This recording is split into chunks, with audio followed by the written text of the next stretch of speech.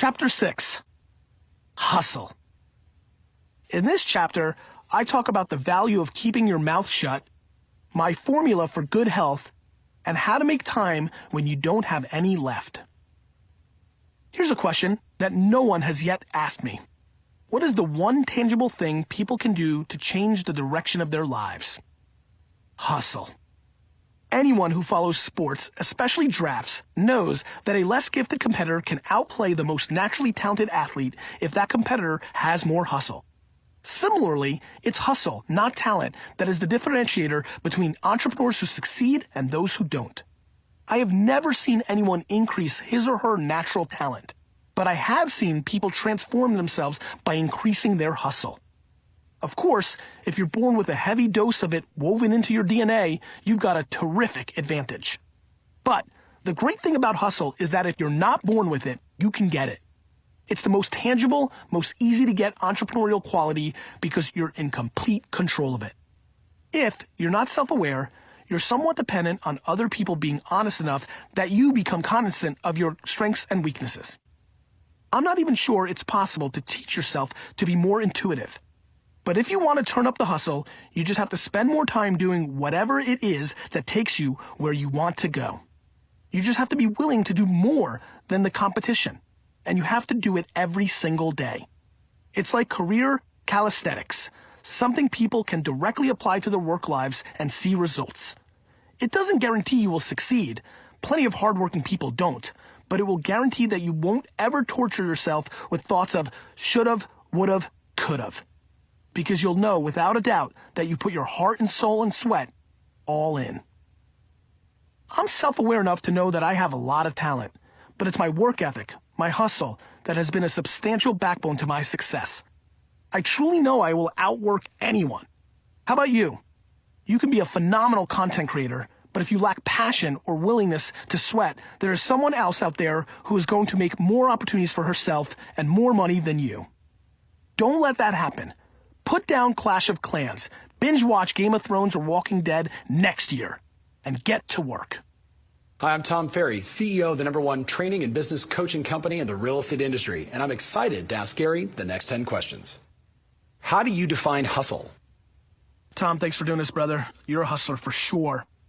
You know, I define hustle differently every time, so we'll see what comes out of here. Because the truth is, it's kind of like, it's like oxygen. It's like this huge, it's like God. It's like huge for me. It's maximizing every single minute. It's the passion in your heart. It's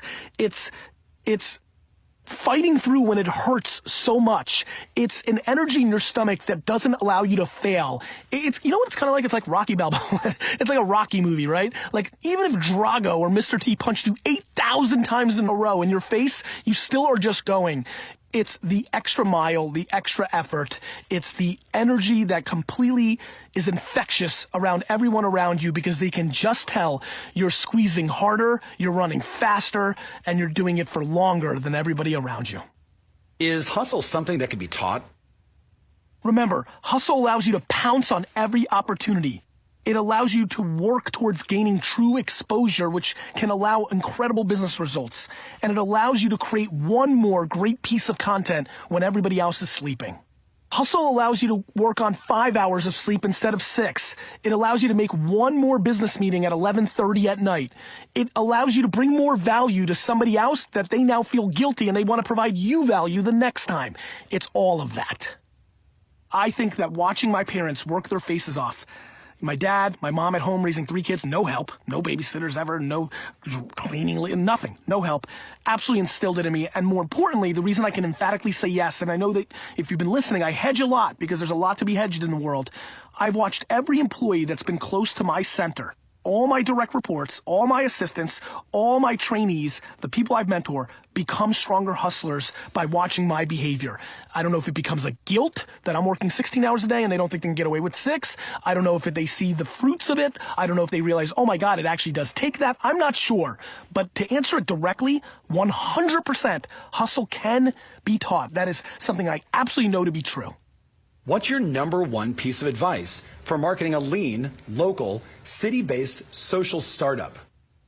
Oh, I remember this one because there's something Tom left off that really got me going, which was, in addition to that, it said that's still undeveloped. And that got me going. What got me going here was this. My number one advice was, don't worry about your marketing plan when you haven't even built the product. Like, figuring out how to sell Nike sneakers before you even invented the Nike sneaker makes no goddamn sense. So why don't you focus? And this is what happens. I've literally had kids come to me and say, Gary, what should I do with my millions of dollars once I make them? How should I invest it? And I'm like, are you goddamn serious? You haven't made $1 yet. And that becomes just not practical and really lacks any sensibility. So my number one advice is, first of all, build a product, because as you build the product, you might learn something about the product that may change the way you market it. To come up with a marketing plan for something that doesn't exist yet lacks the knowledge of how to build an actual business, which is one step at a time. What is your advice for small business owners with a limited budget? Is it local listings, SEO, writing content, social media? Sure.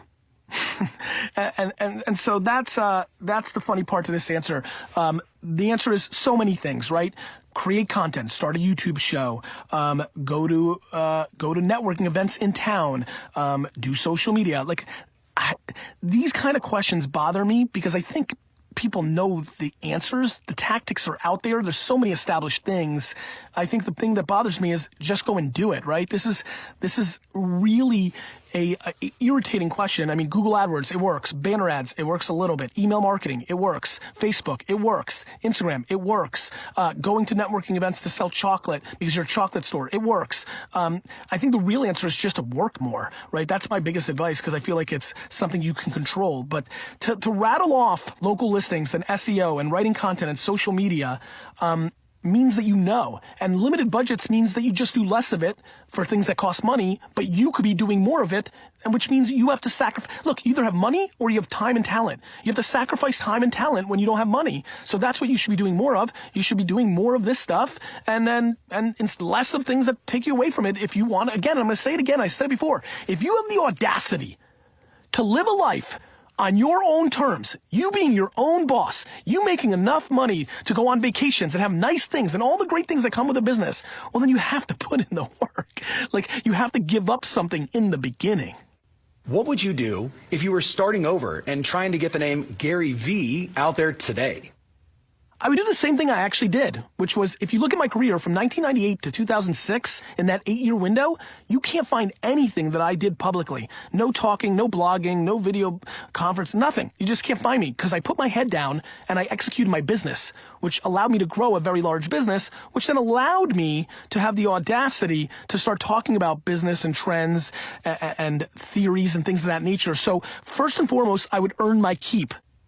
I think too many people are out there are 23-year-old business life coaches, where their entire business life is telling other people what to do, yet they've never done it. That's how they make their money. It's ludicrous. It's not practical. It's silly. And it pisses me off that so many people fall for it. So I would go out, execute, and then I would regurgitate what I learned in that decade and apply it against the current landscape. The things I learned about email marketing and Google AdWords are not relevant today anymore in detail, but the theory of open rates and click-through and how attention works with the end consumer and the psychology of mobile devices versus inboxes, those are all relevant. So I would go out and become a practitioner and execute, and then I would speak about it.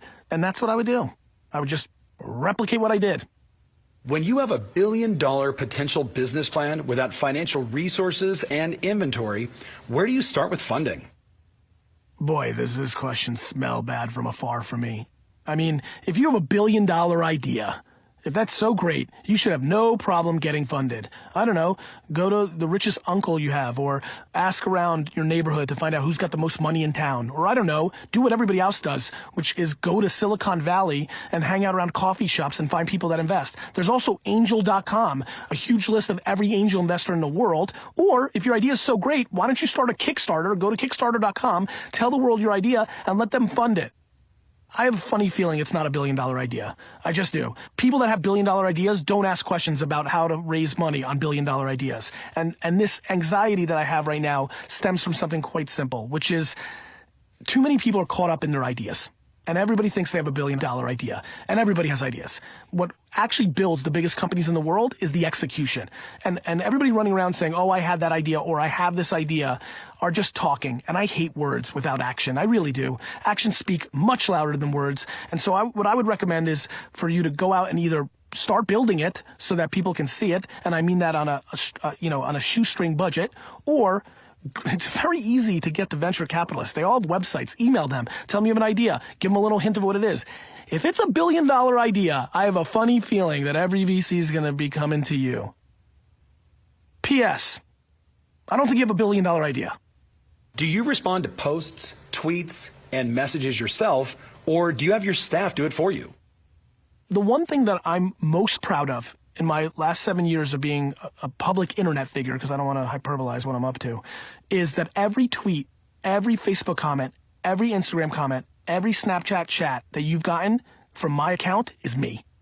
And that is something that is a minority. A lot of celebrities or people with big communities have people doing it for them, but I believe that that is not authentic. I truly do. I think you're talking to that person. It's not like it's Team Gary or the AskGaryVee book account. This is me, Gary, and I've put in the time and effort, and I believe that energy into the world is meaningful. And so the answer is, it's all me. It will always be me. When I make that switch, it will be obvious. And what I mean by making that switch, if I decide to do what I did with my Facebook fan page, which is turn it into a content push platform, I might not be pushing the content, but any comment and reply that has my face on it, that says that's my official account and it's me, that's me. Do you work 7 days a week? Depends on how you define working. In my brain, probably more than I like to admit, though that's probably the thing I'm most working on, which is shutting off so all my attention and energy is going towards my family on the weekends, vacations, things of that nature. Early on in my relationship with Lizzie, I did work a lot of 7-day weeks and things of that nature. I don't anymore. Obviously, the two little munchkins at home deserve a lot of that physical time, but I actually think this is more interesting around the mental time. I have a lot of friends who are like, I'm a great dad. I get home at 5:30 every day. And then I say, yeah, but you played 2 hours of Call of Duty as soon as you get home, and you're on the softball team, and you go out. And more importantly, when little Ricky's in the room, you're watching the Knicks game. You're really not paying attention. And so I think mental time is something that I'm hacking at and that I am calling so many of you out. Just because you're physically there doesn't mean you're there. And that's something that we all have to be thinking about. So the answer is not anymore, because I'm really, really hacking at, either Saturday and Sunday, a Saturday, and definitely on vacation time. I'm really trying to be mentally there, but it is very hard for me to turn off. This is my passion. I love my businesses. They're my third child, my fourth child. And so I struggle with that as much as anybody else. But physically, no. Mentally, no, but only just now starting to get there. How do you avoid procrastination so well? Mainly because I only talk about the things that I don't procrastinate around, which is business. I procrastinate a lot of things, like throwing out the trash, doing all sorts of paperwork, like anything I don't like, I procrastinate. The best way to not procrastinate is to only do things you like, because then you'll actually do them. I mean, procrastination is something I think I have a ton of. Now, the way I've been able to stop procrastinating certain things within my business, to give a little bit more value to this question, is I've surrounded myself with other people. By now having a full-time assistant, by now having a production team around my content, by having very senior financial and operation leadership and partners, I've been able to be much better because I have human infrastructure surrounding me to make sure I don't drop the ball on something that needs to get done right away. Gary, are you a morning person? No. And yes, let me explain. Historically, no. As many of you know, 18 months ago, I started taking care of my health, so I am a little bit more now. Getting a quick workout in at 5 or 6 or 7 a.m. is clearly helping that a little bit. But I hate this question, and I'll tell you why. I'm so mad at people that try to impose on everybody that being a morning, the early bird gets the worm. Well, what about the worms that come out at midnight? And I think that's the important part of this question, which is it doesn't matter if you're a morning or night person. As a matter of fact, with technology now, we see a lot more people being productive 10, 11, 12, 1, 2, 3 in the morning. Me included. I am sharper, more productive on momentum. So at 10, 11, 12, 1, 2, I'm still rolling, and I've used the whole day's momentum to be sharp and really on.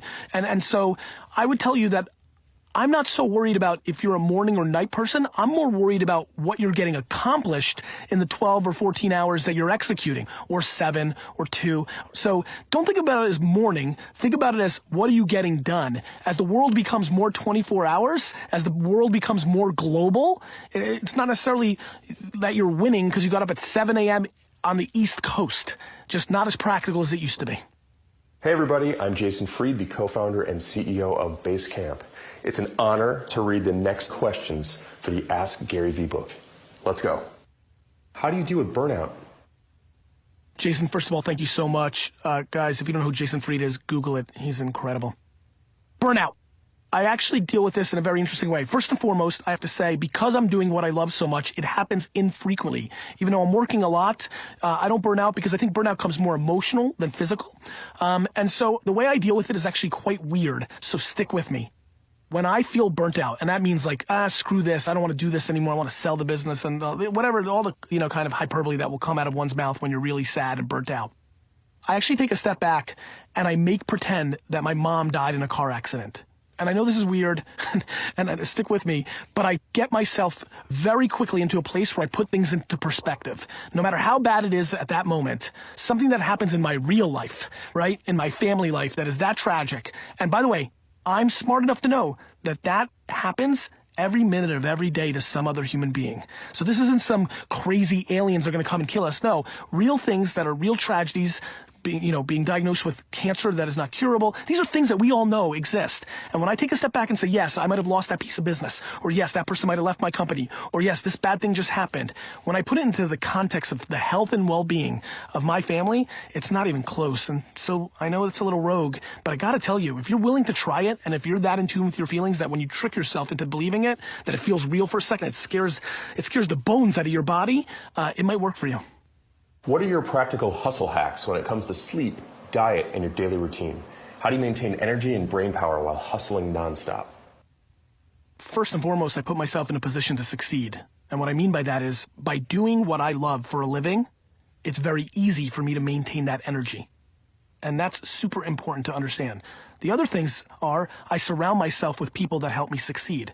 I have a full-time health trainer, and it's very expensive, but I decided to spend money on that versus other luxuries, and that allows me to stay on point with my diet. He came in today while I'm reading this book. He walked right in and got me what I needed to have. And so I've hacked by using my advantages, which are thinking about the big picture, which is putting myself in a position to succeed to begin with, then using the finances instead of another stupid watch or a car on my health, and some people are like, oh, that's crazy. I think it's crazy you bought a $100,000 watch, and so I focus on what's important, but it's really I'm not very good at individual micro hacks because I like to solve at the top. For example, I'd be a really bad plumber or maybe a great one. I wouldn't want to fix your sink. I'd want to go and fix the well. Right? I don't like the tactical stuff. I like to get to the root of the problem. And so for me, I level up my stuff by literally things like starting another business when I needed to because Wine Library wasn't doing it for me anymore. Like, that's a big thing by the trainer thing that I just told you. And so my hacks are actually quite global. And then I let the chips fall where they will because it's usually fixed by that. You said you watch us fans of the show and can tell if people are hustling. How? Engagement, frequency, or gut? First, work. I actually, while I'm traveling, as a matter of fact, when I leave this studio, I'll probably look at my phone, I'll look at my email to make sure there's no problems, my messages, I'll look at my social to see what you guys are saying about my stuff, and if there's any time, I'll start randomly clicking you guys and seeing what you're up to. The way I learn, and by the way, it's not because I'm such a great guy, and look, I want to be very transparent with you guys. It is not because I'm the greatest guy ever, and I love this community so much. That would be me lying. It's because by watching other people's actions, I learn a lot. And so I'll click around, and I'm not following you to learn your tactics. I'm trying to see what my words are doing to impact you. Are you actually following the tactics that I preach? I'm proud that I put out my best advice in this form at a very low cost, but if the people that follow it don't actually execute on it, am I actually doing anything of value? And so how do I do it? I usually click people that are saying things to me like, hey, I'm hustling, Gary Vee, thanks. And then I'll click and I'll see how much you're hustling. I'll see what your website looks like. I'll go to all your 7 social networks and I'll really look for like 15 minutes. I'm like, Rick's not hustling. He hasn't posted in 6 days here. And what's this? He had 10 comments from this blog post and he didn't reply to anybody. And so the real answer to the question, I guess, which is how, by putting in the work, by actually being a researcher. This is something I don't talk about a lot, which is fun. This is what an audiobook can really get out of you, right? By being a researcher. I'm literally a researcher. I literally do the work, the hand-to-hand combat, the dirt, to actually see what you're doing. And then that gives me another layer to my intuition around what you're doing. We spend so much time pouring our creativity into projects for our clients that when it's time to shift gears and focus on our own brand, we're exhausted. How do you keep the fire burning for both? This is about perspective. This is about a lot of things. It's about extra hard work. It's really easy to keep passion for both because the client work keeps the lights on, right? It keeps you practical. It allows you to pay your bills and live your life. And your entire livelihood is based on your income. And I'm sure those clients' income is what's driving that. The reason I can stay extra hours or have watched other people spend extra hours on the side is because you have awareness to where you want to go versus where you are right now. And you realize that if you put in those extra hours to start building something for yourself, that eventually, if that gets big enough, you can stop doing client work. It's really ironic. Jason Fried, who's reading these questions, I don't know if this was done on purpose. He had a client service business.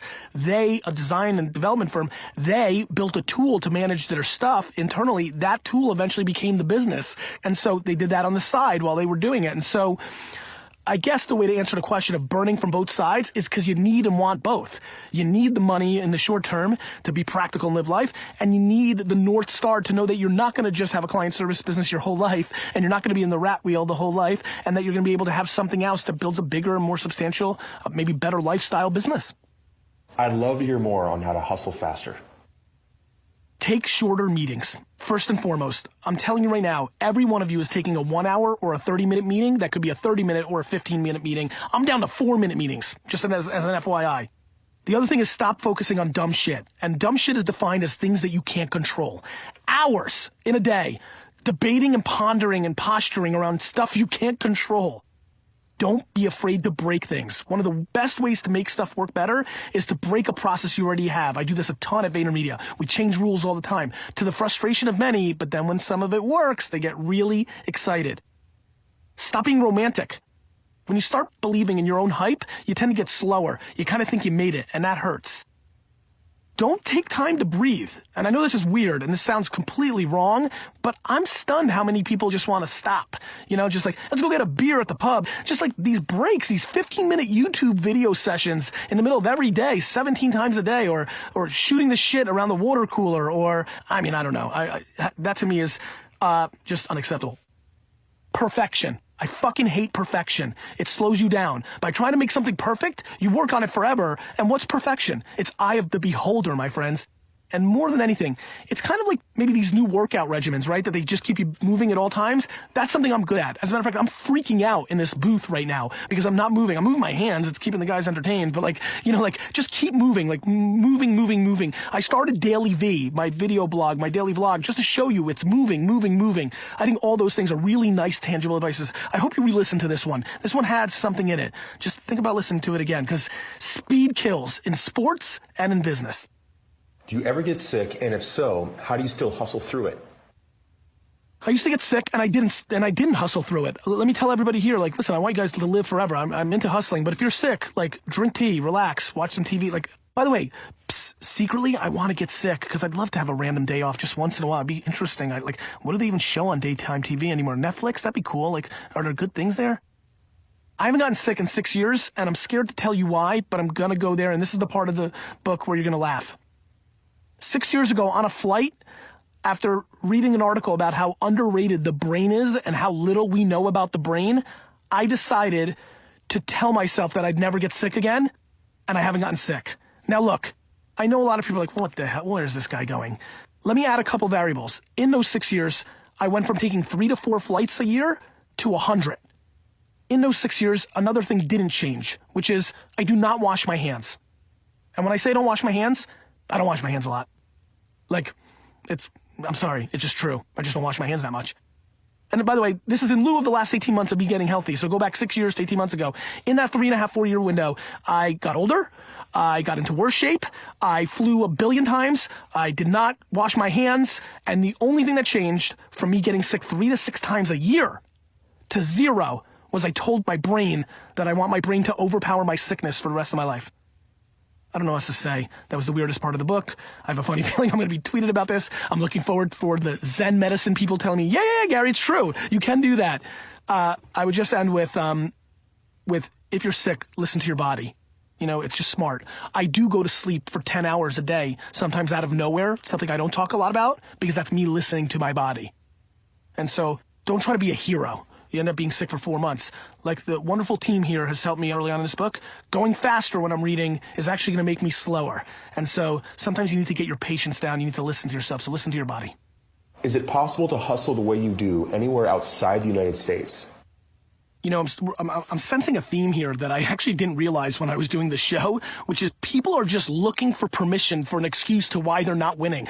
You know, is anybody else, as you've been listening for a good chunk now, realizing that everybody's looking for me and other people to give them permission to not do, to not work? This is insane. Of course it's possible. It happens every day. Entrepreneurship is not relegated to the United States of America. There's amazing entrepreneurship going around in the entire world. Now, similar to the last question, as someone who was born in the Soviet Union, do I think it's as easy to be a freewheeling entrepreneur when a government is watching all your steps and in a communist country or a dictatorship? Of course not. However, there is enormous entrepreneurship throughout the entire world, and please stop looking for excuses.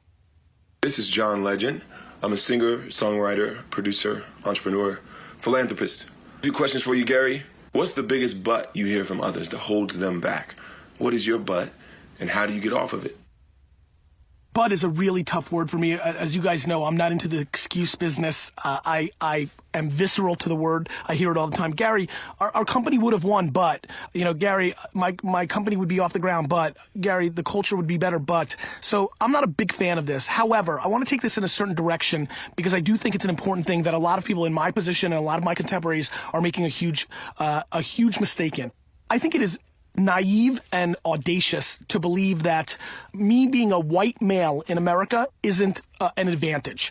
I think a lot of people dwell on our disadvantages, whether they are female entrepreneurs, and I have a lot of homies like that. I invest in a ton of that. Minorities, disabilities. These are all real things. I think that I don't want to sit here and say the cliche thing that everybody does, which is like, forget buts, there's no excuses, just do it. I think it's insane to not recognize that there are absolutely things that are set when you are born that may not create an easy path to massive success. And let's not forget about you were born rich and you're a white boy, and then your parents die in a private plane accident. That's also a but, right? I mean, there's a million ways to look at this. As a matter of fact, what about all the rich kids that are born that decide they don't want to climb that mountain and they become losers because they can't deal with the pressure of trying to live up to their mom's billion-dollar business? So, look, there's always buts, but it comes down to how you want to look at it. Here's what I would say. Don't take me, because yes, I was born in a foreign country. Yes, I didn't start with a whole lot, but I've got a lot of advantages going for me. Let's look at other people. If there's one person that came from the ghetto, that came from nothing, that came from drug parents, if there's one human being that exists that came from all odds to win, oh, by the way, let me help you here. There are thousands. There are tens of thousands. There are hundreds of thousands of them. Then you can do that too. Those were people that saw adversity and realized there was an amazing legendary story, a movie to be made about their lives, instead of what so many people do, which decide to look at it as, I'll never make it because. And so my but, by the way, and I'm going to answer this very real, I don't have a but right now. You know why? I'm still executing. While I'm on the field, I don't need to say what I didn't get off in my career. I'm still in the game. And I promise you, at 79 or 84 years old or 92, like every other human being, I will come up with a but. When I don't buy the New York Jets, I'll come up with a but. I was too nice. I gave away too much of my content for free. I should have asked for more in my prime, in my 30s and 40s. Trust me, I've already got my buts figured out when I'm 80, but right now I don't have one. And like everybody else, I'm human. But right now I'm an optimist. I choose to see all the good things instead of the bad. And way too many of you are going the other route. So take a step back, rethink this one, and attack it. Isn't working long hours an old school mindset? Why not focus on building wealth via passive income? It depends how you define passive income. Right now, the slang term passive income, especially in the internet age, is a whole lot of pyramid scheme kind of, these landing page optimization, all these characters that take pictures of themselves smoking weed on the beach in Jamaica with chicks all around them and saying, I made it by my secret plan and you could do it too, and it's $10,000 a month. It's insane. Now, if you call passive income the way that it's been as an old school mindset, that's right, I'm digging at you. You mean, taking your money and investing in real estate, because real estate never goes away.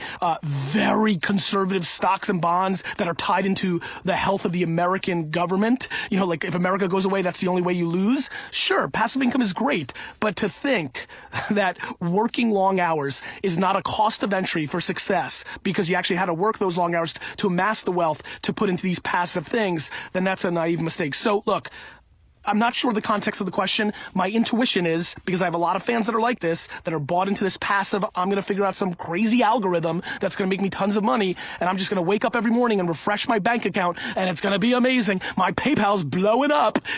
I just don't think that that's as real as people think. And for the one or two people that actually pull it off, which, oh, by the way, are MIT math skilled based nerds that have never taken an Instagram photo with $100,000 in cash on the bed, for every one of those 2 and 3, there's 100 million posers selling this bullshit. What athlete, past or present, embodies hustle for you? I don't think anybody's going to be surprised that this is a New York Jet. His name is Wayne Corbett. He's about as tall as I am, which is just insanity. And he went to Hofstra and had absolutely no shot of being on a football team, was easily not drafted by the NFL. And his dad, and this is a Jersey boy, which makes it so much more fun for me, his dad sent VHS tapes to every single coach in the league. Now, this was during a very dark time in New York Jets history. This was when we were 1-15 and 2 and 3-13.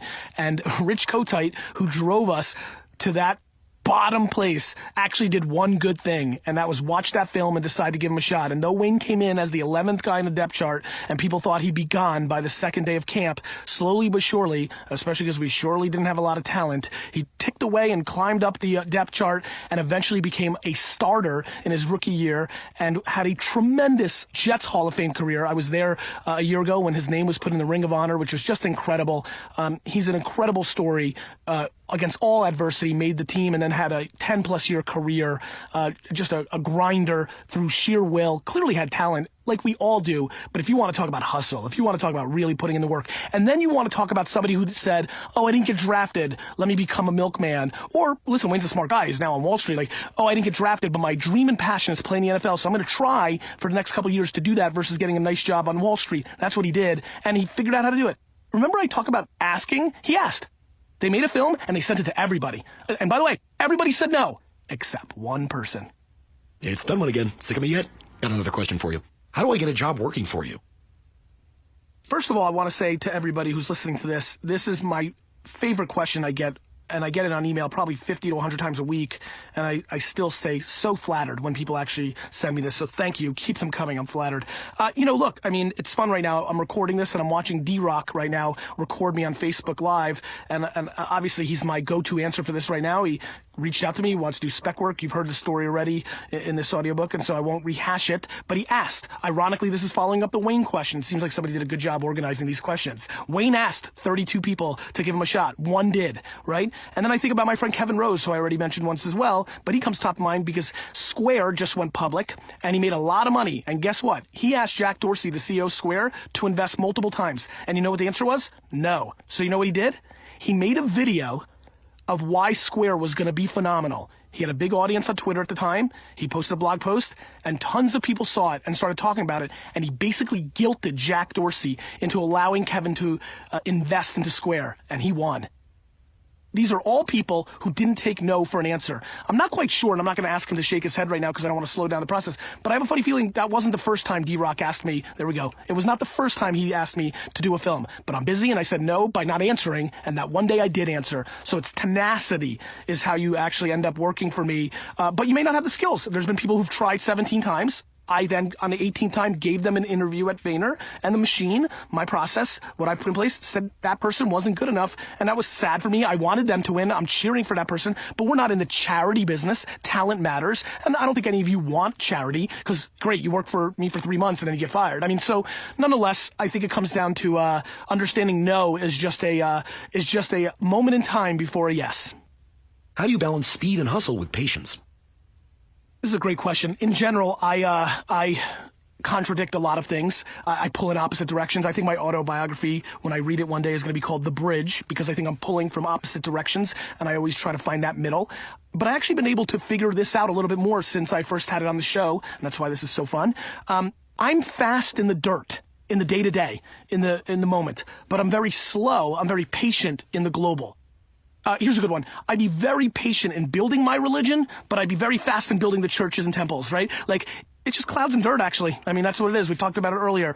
I balance it by recognizing once I make a decision, and this is my North Star, now I've got to go fast. But I'm very calculated, very thoughtful, and I also value the things in patience, which is being a good person, which oftentimes doesn't allow you to cash in quickly. You know, building real relationships, bringing real value. These are things that happen over 30, 40, 60 years. You know, your best friend in the world, yeah, maybe you knew right away, but you became best friends over a period of time. So for me, it actually just makes perfect sense. It's actually crystal clear.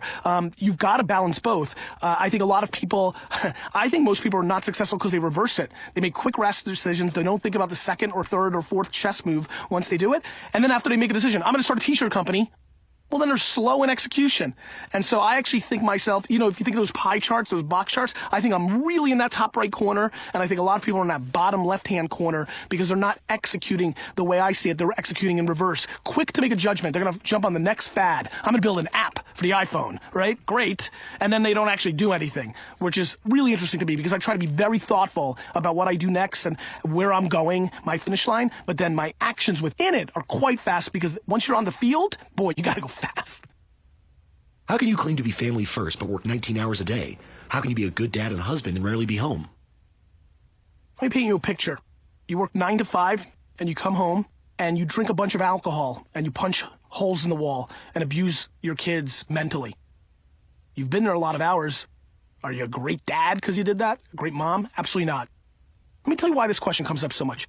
My wife, Lizzie, and I have made a huge decision to not exploit our children on social media. I think a lot of my friends use kid pics to get likes, and it makes them feel good. Or they're proud of their kids. And by the way, I said it earlier, I'm not going to judge anybody's parenting. But for us, we're not showing our kids to the world. If they want to start a YouTube channel when they're 8, and Misha, I know you do, then they'll do their thing. But we've made that their decision, not our decision. And so because I don't storytell or show you the time I spend with them, and I'm only showing you waking up at 6 and working out and being in a meeting at 11:30 and coming home, and you didn't see, for example, today. This is great, actually. Today, from 8 to 10:30, I was at Misha's school. Recital, a little play in her classroom. There was no Snapchat story. There's no D-Rock there filming it. And so you don't know, and I get it. And so I get that. On the flip side, I'm not trying to trick anybody. I am working 19 hours a day. I am working a lot more and spending less time at home than probably 97% of the people listening to this right now.